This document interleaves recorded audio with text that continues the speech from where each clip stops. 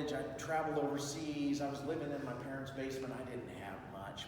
But she had been teaching school for a couple of years, and relatively she was pretty well off. She had a brand new car. She had a big screen TV. She had a big German Shepherd. So now, Josh and Josiah, they're thinking I married her just because she had a big screen TV. German Shepherd. It's not the innocence of youth. She had a bass boat too. And it was a nice one on a trailer. And every day after school, see, I was teaching and I was coaching, so I would get home about 3 hours later than she did. So every night after school, she didn't want to be there alone at home, so she would go to Lake Mingo, about 10 miles away, and she would offload her boat, and she would go fishing for a couple of hours, and then she would come back home. We'd get home at about the same time. We'd shoot dinner. I'd go in. I'd grade essays. It's kind of the life of an English teacher, right? And so that was what we did. One day I got home from coaching, and she wasn't home yet. I didn't worry too much, because sometimes when she was catching a lot of fish, she would stay a little bit later.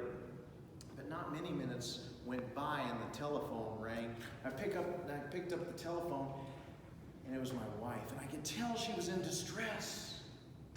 She said, "Chris, I'm in Lake Mingo. I need you to come and get me." I said, "Well, Pam, what's wrong? Are you okay?" She said, "Just come and get me." And she hung up. Oh, I was scared. I didn't know what to think. I hopped in my car. I mean, I'm thinking, she's out there in Lake Mingo. You've seen those other guys out there, right? Big beards and hair and wear camouflage. Like the fish are going to think they're a bush. Anyway, they're not savory people. And she's out there with them. All kinds of things are going on in my mind. I'm driving that 10 miles. It took me about 3 minutes. I get there, and I don't see her car in the lot.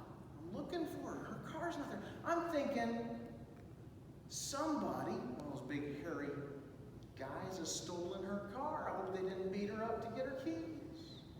Now, I told you it's a story about baptism of a car, so you know where the car is. But I didn't. I was scared. And I'm looking around, and there she is. She's over at the boathouse, and she's got her hands over her face. And I drive up, and I get out, and she runs to me, and she puts her head on my shoulder, and she's sobbing. I said, "Pam, are you okay? Where's the car?"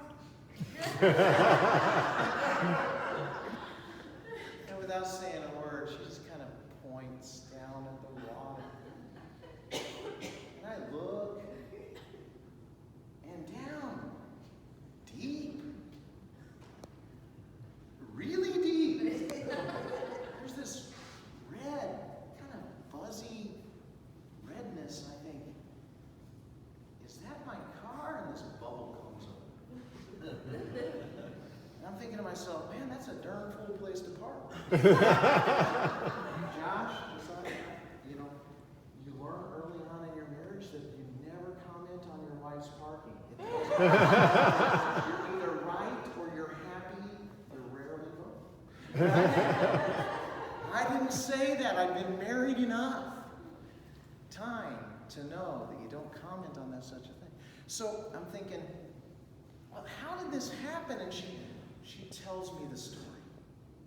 And she says, I got to the lake and I offloaded the boat and I went fishing and I brought the boat back up and I tied it to the dock like always. I went up to get the car and I backed the trailer down to get the boat loaded. And I pulled the emergency brake and I hopped out of the car like I always do and I went over toward the boat. And all of a sudden I heard this great big pop! And the brake acted exactly as the name implies. The brake broke. And the car starts going down into the water. And the trailer is pulling it down like this wheeled anchor. And my wife, she's 98 pounds. And she's like Spider-Man. She leaps to the front. front of the car, and she grabs the front bumper, and with all her might, she pulls. And it has no effect at all. It just keeps going straight down.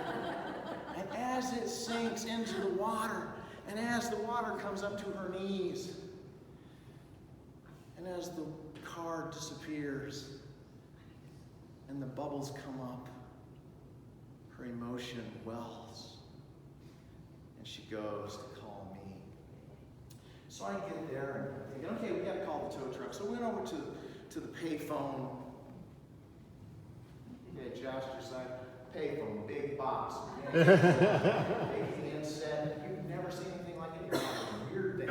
But anyway, we go over and make a phone call, and the tow truck comes on their way, and I'm realizing that my wife is very distressed. And I asked her, Pam, it's just a car.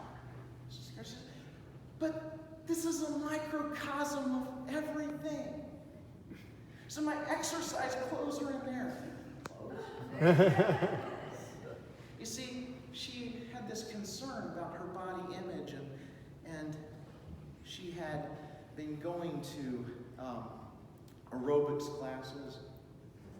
And she had walked up and down roads, country roads, for a solid summer, picking up aluminum cans. And with that money, she bought a baby seat for the back seat. And we didn't have a child. But we were hoping. And in the meantime, we were babysitting my nephew, and this was his seat, and we'd take him out for ice cream, and it'd get all messy and everything. But her baby seat was in the car. And her Bible, I bought her a Bible for Christmas, and because she's not a large woman, a big Bible makes her look like a little girl. So she wanted a small Bible with onion skin, and it was real thin, and it was just her size. And it was in the passenger seat of her car. But the thing that caused her the most distress is that before she went fishing, she had taken her wedding band and her engagement ring, she put it in the ashtray. And now it was at the bottom of the lake. Because she didn't want to get it wet. And I said, Pam, that's all. There's nothing. It's nothing. And so the tow truck guys get there, and they say, well, where's the car? And she points. And you can tell he's thinking that's a darn fool place to park, but he didn't say anything either. The wedding man, he knew. He said, we can't get that thing. We're going to have to call the divers. So we called the sheriff's department. They sent the divers out. These guys were so excited.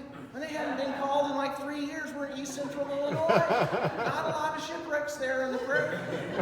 So the divers come out, and the divers go down, and they hook the cable to the winch onto the car. And the winch starts pulling the car up. And as the young diver comes out of the water, and they're getting their stuff off, the young diver says, man, that's a darn fool place to park. I don't think he's married even now.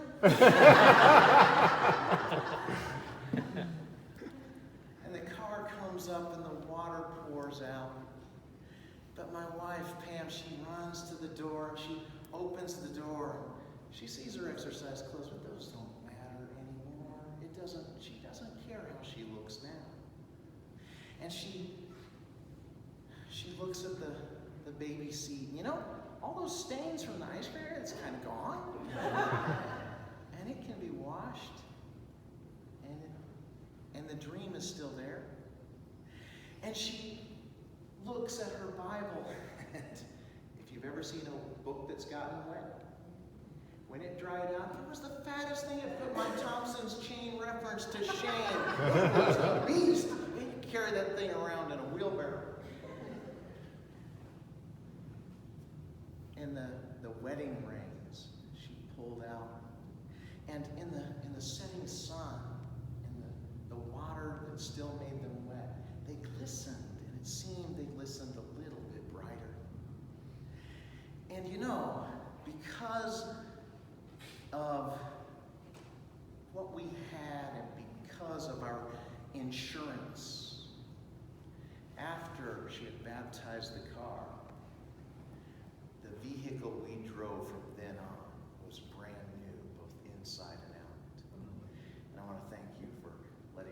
the story of that baptism.